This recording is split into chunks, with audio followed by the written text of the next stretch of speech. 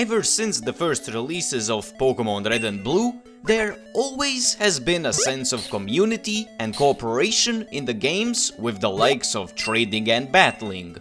So, when the trend of massively multiplayer online games started to hit the scene, the demand for Pokemon to take on a similar format has been in the community ever since. While Game Freak is starting to add in more and more multiplayer features only recently, fans like usual have taken up the task of doing it themselves for a while. How long has it been going on for? And what does the scene look like? Well, despite me reading your mind just now, let's find that out and more in this video. Dating back as far as 1999, with the first real MMO that was made by a single guy, Pokemon Creator was available on the internet as a multiplayer Pokemon game that all you needed for playing was an internet connection and a mouse. And a keyboard and a computer, you get the idea. Alongside things like Pokemon ROM hacks releasing before and after, the demand for more fan games in this format started to increase. So with something of a base plan set, various unofficial MMOs started to drop. Initially seeing simple releases like Pokemon World Online, Pokemon Planet, Pokemon Pets, Pokemon Revolution Online, and hearing about a Pokemon MMO being developed by the name of Pokengine, which would build a foundation for what would become the most popular fan-made MMO to this day, Pokemon MMO, to clarify. Each offered their own takes on how a massively multiplayer Pokemon experience would look like. Multiple regions, shared global economy, custom content mixed in with the usual, just a plain old shared world that just does it better than the usual games with that alone, or even eventually start to see more ambitious games like Pokemon MMO 3D that take place in the 3D landscape and let you control Pokemon in real time. No matter what you enjoyed or what sort of fan you were, there definitely was something for everyone, unsurprisingly bringing more attention to this side of the field. But as any true Nintendo-related game fan knows, and has already been questioning by this point most likely, what was the reaction from the big bad N? Probably shouldn't say it like that. Well, you probably would be surprised less than a Skyrim fan seeing the game re-release once again if I told you that Nipple Tender wasn't too pleased about it. Remember that Pokemon game I mentioned? Yeah. They got hit with a cease and desist with a threat of $100,000 fine at minimum. Of course, production stopped and the game now only remains as code on GitHub, but why didn't it become the endpoint and didn't scare away the other major MMOs? Now sure, some projects still shut down here and there, but there turned out to be quite a clever loophole that let them not follow the way of Pokemon Uranium. Using the MMO that rose from Pokemon's ashes, PokeMMO circumvents the issue with two main steps. First, the MMO itself acts as a custom, glorified emulator/server that actually doesn't use any of the Pokemon game assets, instead requiring you to input Pokemon ROMs yourself. It itself is just a combining factor for the games that compiles everything together while slapping the MMO element on top. Think of PokeMMO as a motherboard in your computer, while all the components that slide in are all the ROMs that you need for the computer to turn on. Now sure, technically the product itself that you download barely has anything to do with Pokemon, but doesn't using ROMs of official Pokemon games make it illegal anyways? Well, here comes step 2. Quite simple. You need to obtain the ROMs yourself. As long as the player obtains the ROMs themselves legally, and PokeMMO doesn't have anything to do with that process, everything is sunshine and sparkles. At the same time, this also explains how they can get away with monetization and them happening via the emulator/server program instead. which the likes of Pokemon Brick Bronze failed by being a whole game instead of a middleman-like solution like how PokeMMO has it. But of course, at the end of the day, it still is Nintendo's IP. If it really got under their skin and it was their #1 goal, they most likely could take down any form or variation of any fan game as easily as they wanted. With loopholes such as this and similar ones, the likes of PokeMMO have lived for 12 years and counting, while new and old players on the scene continue to innovate or make more games like such. Though there's only so much you can discuss, like what even made them so popular in the first place without actually playing any of them. What unique features do they offer? How much content is in them? Does monetization tread the line carefully? To find out, I'll play what seem to be the oldest, newest, and most popular MMOs, while seeing how far this corner of Pokemon has come.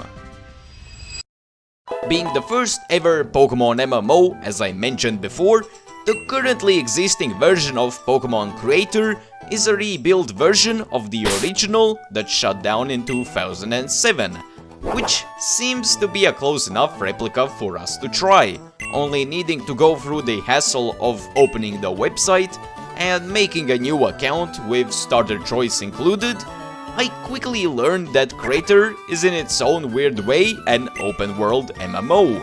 Start in a town like usual, proceed through the map and go whichever way you want, catch battle any wild Pokemon you like, and so on. Oh, you don't feel like doing that? Try battling any notable Pokemon trainer ever, do random challenges that you find are available, and so on. You get the idea. The initial impression sure was a bit overwhelming with multiple various options and little guidance, but after 20 minutes or so, I slowly started to get a grasp on things.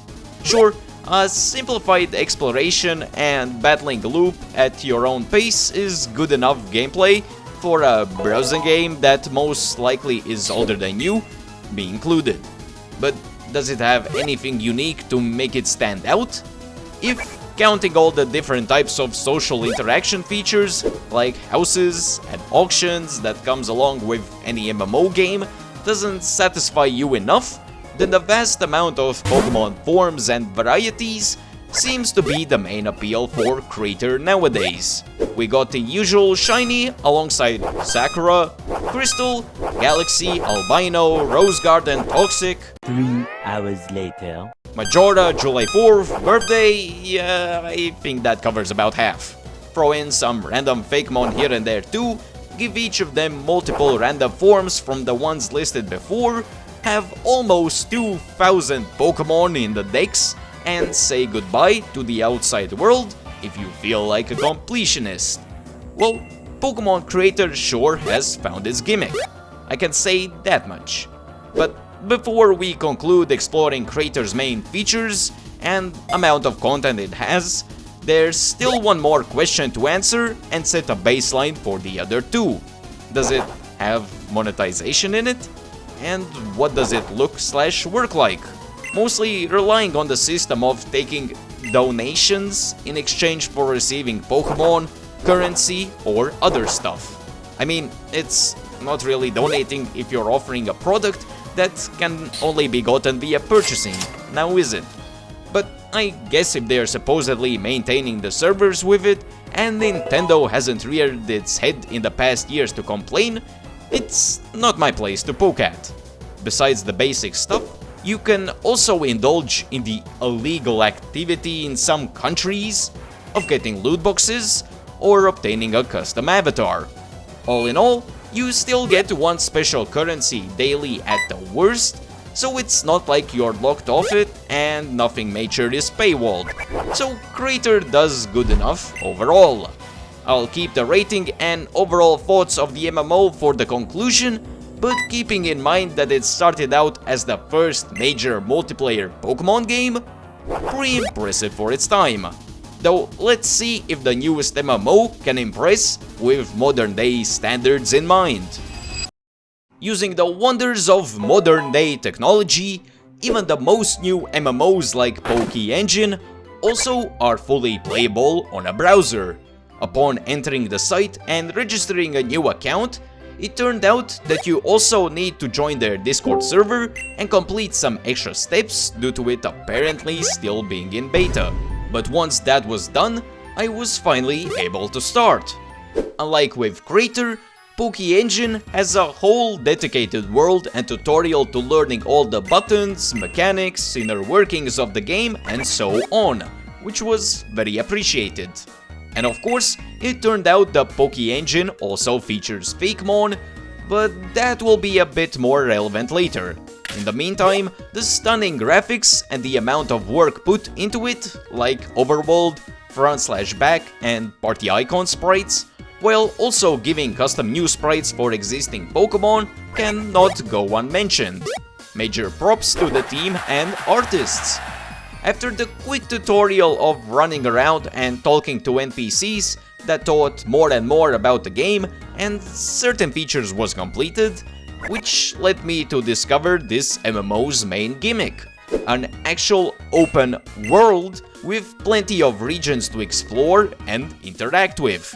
Either it be fully new fan-made regions with new Fakemon, map and plot, remade originals on the game's engine, Black 2 White 2 style of sequel regions like how it's for Sinnoh, event-based mini regions, and so on.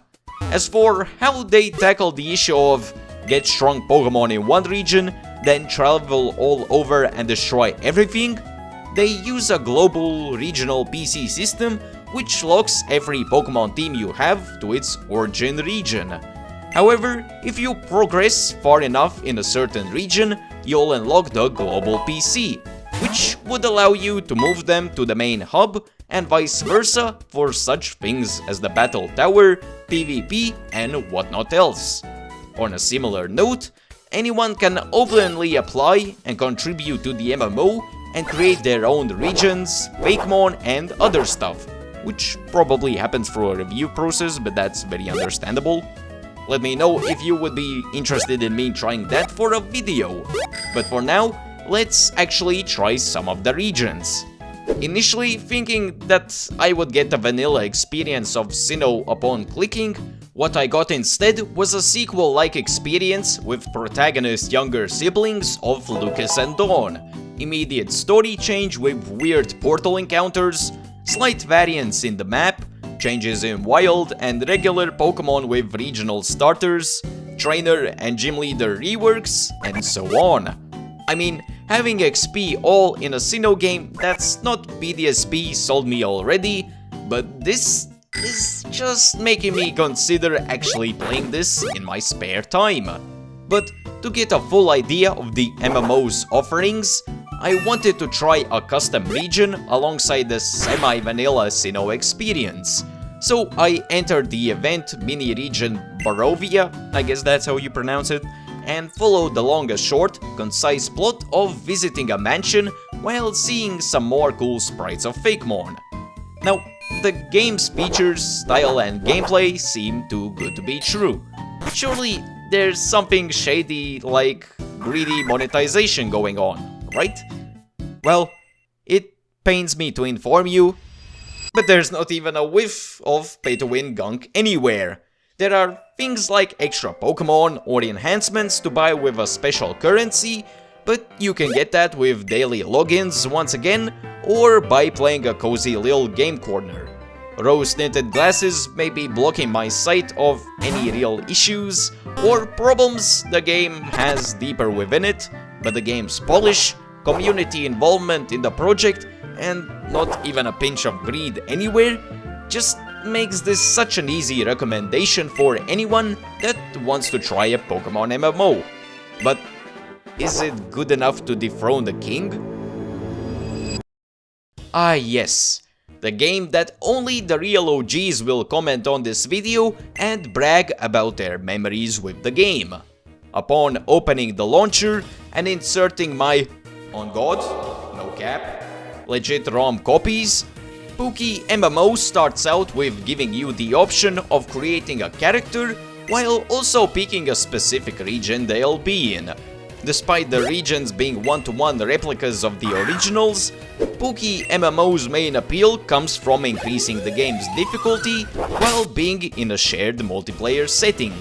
Like with the other two, I played a gym's worth of content to see what's new, special or unique to this game, only to learn and remember that the game has Gen 5 graphics, modern Pokemon movesets, harder money gain due to game economy ties, and upgraded trainer teams, even if it's just for random NPCs. So, if the usual from Kanto to Unova Pokemon experience itself offers nothing new than just being in a new engine, how does the shared economy and other MMO related things work instead?